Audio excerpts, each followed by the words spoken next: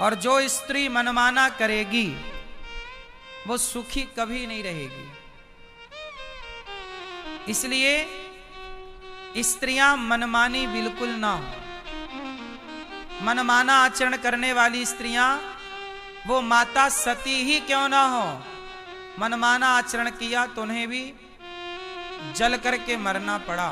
दक्ष के यज्ञ पर गई बिना बुलाए, शंकर जी ने मना किया देवी मत जाओ, पर गई। वहां जाके देखा कि शिव का अपमान हो रहा था।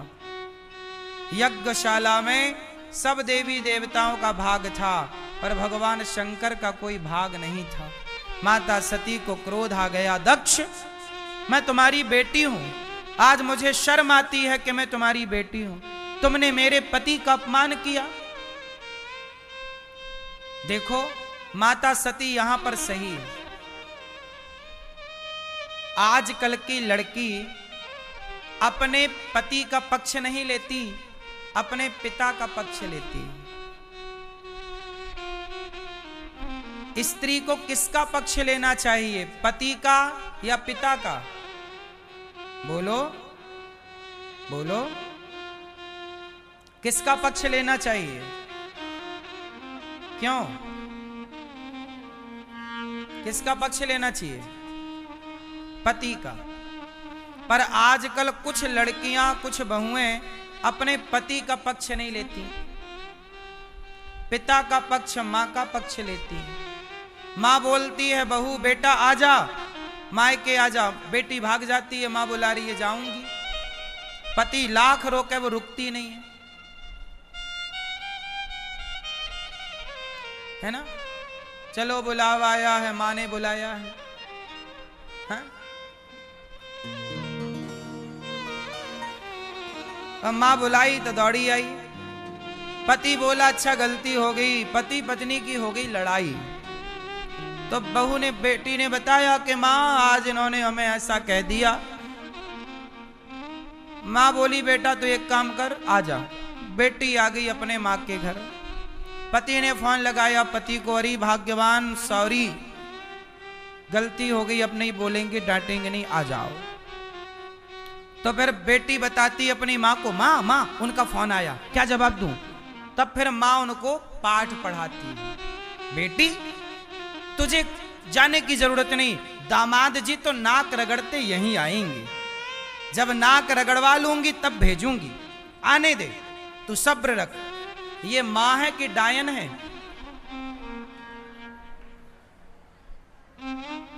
एक बात बताओ, दामाद कौन होता है?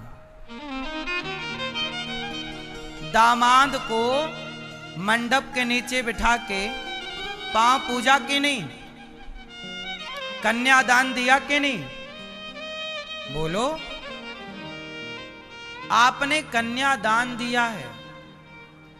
जिसके पांव तुमने समाज के आगे पूजे, आज उससे तुम चाहती हो कि वो तुम्हारे दरवाजे में नाक रगड़े?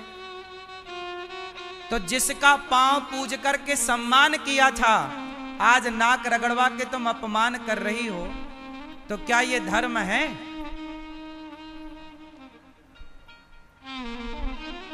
बोलो। और धिक्कार तो उस स्त्री को है, तुम कैसी पत्नी हो? तुम्हारा पति नाक रगड़ रहा है और तुम तमाशा देख रही हो। कम से कम पति के साथ तो खड़े हो जाओ। जो स्त्री अपने पति के साथ नहीं खड़ी होती, वो स्त्री कैसी है? वो स्त्री पत्नी कहलाने की अधिकारी है? अरे हर पति पत्नी के बीच का झगड़ा होता है, सबके घर में झगड़ा होता है, पर अपने पति का, चलो पत्नी हो तुम, जो बोलना हो बोल लो, पर तुम अपने, एक यहां आया मेरे पास लड़का प्रश्नोत्तरी में, बोला गुरुजी मेरी पत्नी, मेरी जरा लड़ाई हो जाए मेरी पत्नी से तो मेरी पत्नी अपने भाइयों को फोन लगाती है और इसके भाई आके मुझे मार के चले जाते हैं। अब सोचो कि उसके भाई दबंग हैं, तो वो जब चाहे अपने भाइयों को बुलवा के अपने पति को 2-4 पड़वा देती है। ले, अब बताओ, क्या ये धर्म है कि आप अपने पति को अपने भाइयों से पिटवाओ, अपने बाप से पिटवाओ, अपनी मां से अपमान करवाओ? या तो रिश्तों में, या तो फिर हम कहते हैं अपनी बेटियों का बिल्कुल विवाह मत करो, अपने घर पे रखो, कन्यादान ना करो। और जब किया है तो लड़ाई झगड़ा तो होगी, दो बात सहन करने की ताकत रखो, यदि सम्मान से सब चाहते हो तो। वरना फिर वो तुम्हारे यहां नाक रगड़ेगा। जो दामाद नाक एक बार रगड़ लेगा, चलो मजबूरी में वो सब कर लेगा, लेकिन वो ना तुमसे सदा के लिए नफरत करना स्टार्ट कर देगा। फिर कभी तुम्हारे लिए श्रद्धा ना होगी, तुम्हारे कीड़े पड़ जाएंगे तो उसे फर्क ना पड़ेगा, क्योंकि वो जान गया कि तुम कौन हो। श्रद्धाएं समाप्त हो जाती हैं। और देखो, हर चीज वापस आ सकती है, पर श्रद्धा वापस नहीं आती। बात सही है कि गलत है?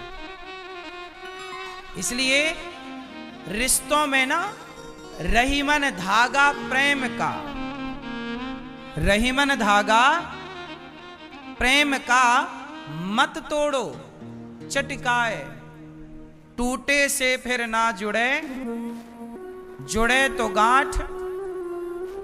एक बार यदि आपने खींचातानी करके रिश्ता तोड़ दिया तो जुड़ तो जाएगा, पर गांठ रहेगी। मैं चाहता हूं कि रिश्तों में कभी गांठ ना पड़े, इसके लिए आप सबका समझदार होना जरूरी है। एक की समझदारी से कुछ ना होगा, केवल स्त्री समझदार हो या पुरुष समझदार हो, लड़के के माँ बाप समझदार हो, लड़की के माँ बाप समझदार हो, एक के समझदारी से कुछ ना होगा।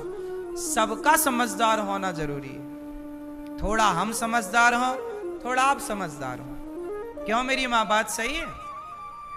सच बताओ, आज के जमाने में लड़की की माँ ये चाहती है ना, कुछ माएं कि दामाद जी यहां आए नाक रगड़े? बोलो हाँ। उसका भाव यही होता है, वो अपने दामाद को अपना नौकर बना के रखना चाहती हैं कि जैसा हम कहें तुम वैसा करो। इसी चक्कर में ना आजकल रिश्ते टूट रहे हैं।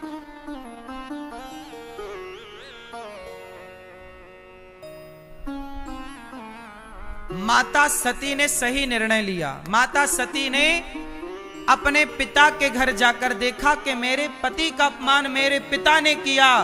माता सती क्रोध में डूब गई। पिता से कहा, दक्ष, तूने मेरे पिता पति का अपमान किया, अब मैं तेरी बेटी बनकर जीऊंगी ना, क्योंकि मेरे पति तो मुझे प्यार से दाक्षायणी कहकर बुलाते हैं, मेरा नाम जब लेते हैं तो आपका नाम लेकर बुलाते हैं। आज मेरे पति का आपने अपमान किया। माता सती योग अग्नि में जलकर भस्म हो गई और कहा कि मैं शिवद्रोही की बेटी बनकर जी नहीं सकती। दक्ष, तुम शिवद्रोही हो। तुम कौन हो? शिवद्रोही हो, और तुमने शिव का तिरस्कार किया है। मैं शिवद्रोही की बेटी बनकर जी नहीं सकती। और माता सती ने योग अग्नि में जलकर शरीर त्याग दिया। और वही माता सती का शरीर जब जला तो भगवान भूत भावन भोलेनाथ को खबर लगी कि सती जल गई। दौड़ पड़े, माता सती का शरीर जलता हुआ उठाकर शंकर जी छाती से लगाए माता सती को जलता हुआ शरीर, और दौड़े। भगवान नारायण ने देखा कि शंकर जी तो छोड़ने को तैयार नहीं। तब माता सती तो मर चुकी थी, पर सती को तो गले लगाए शंकर जी, पागलों की तरफ सती सती कहकर दौड़ रहे हैं। तब भगवान नारायण ने अपने सुदर्शन से माता सती के शरीर को काटना शुरू किया, क्योंकि वो छोड़ने को तैयार नहीं। तो एक एक अंग काटा तो माता सती के शरीर के 52 टुकड़े हुए भगवान के सुदर्शन से। और वो 52 टुकड़े जहां जहां गिरे वह एक एक शक्ति पीठ बन करके तैयार हो गए। वही वामन शक्ति पीठ है। बाद में माता सती दक्षिण यज्ञ किया, उसका सिर काटा गया, बाद में बकरे का सिर जोड़कर यज्ञ पूरा कराया गया। बाद में सती पार्वती बनकर प्रकट भई और 10,000 वर्षों तक बिल्व पत्र खाकर तपस्या की। तब भगवान शिव ने कहा कि पार्वती, आपने 10,000 वर्ष केवल बिल्व पत्र खाया, बिल्व पत्र ने आपके प्राणों की रक्षा की, अब मैं बिल्व पत्र सदा स्वीकार करूंगा। तब से शंकर जी पर बिल्व पत्र चढ़ने लगा, क्योंकि सती माता पार्वती को बिल्व पत्र बड़ा प्रिय है। बाद में शंकर जी का विवाह माता पार्वती से हुआ और वो कैलाश पर विराजे। माता सती के कोई पुत्र नहीं था।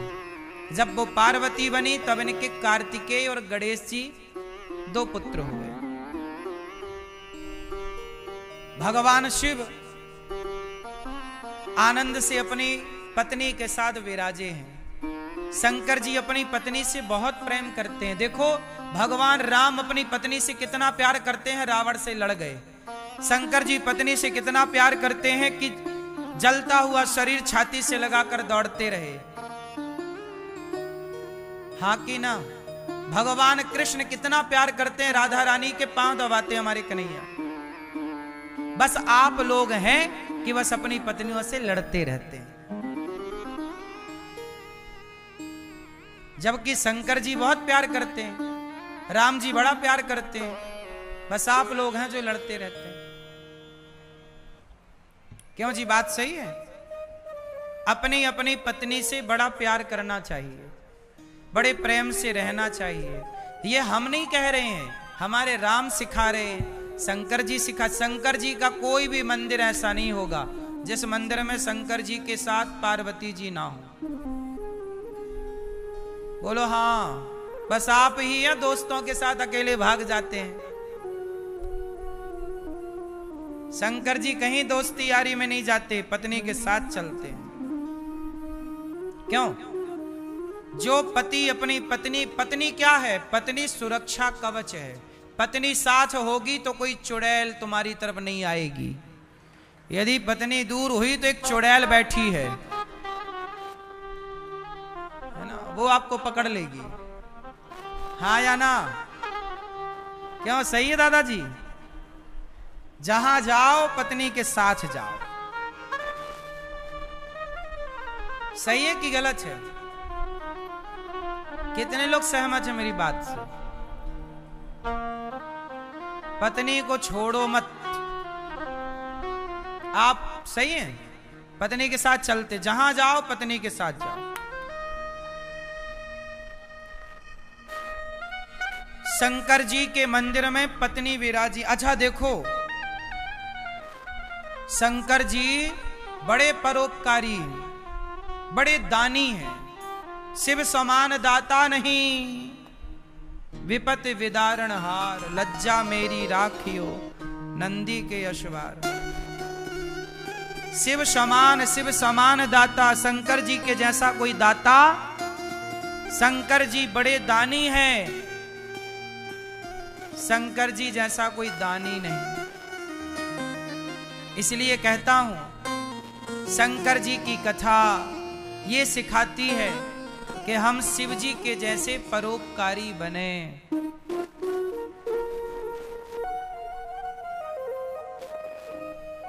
शंकर जी के सिर पर गंगा है, चंद्रमा है। शंकर जी जल का दान करते हैं। शंकर जी के माथे से क्या निकल रही है? जटा से क्या निकल रही है?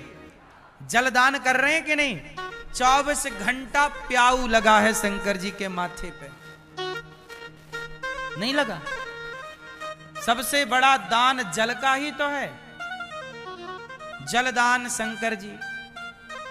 चंद्रमा कहां? जटा